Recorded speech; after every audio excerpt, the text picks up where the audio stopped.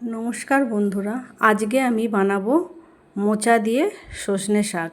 এর জন্য বেশি উপকরণ লাগবে না।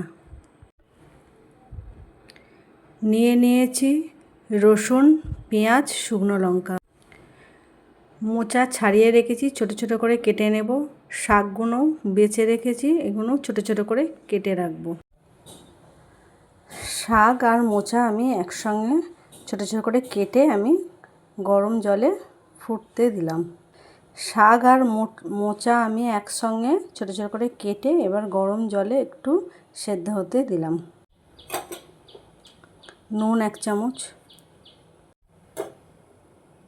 হলুদ, নুন হলুদ দিয়ে দিয়েছি।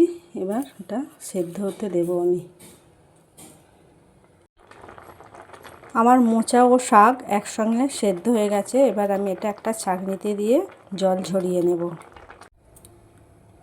আমি কড়াইটা ধুয়ে আবারও বসিয়ে দিয়েছি গ্যাসে। এতে দিয়ে দেবো এবার একটু তেল।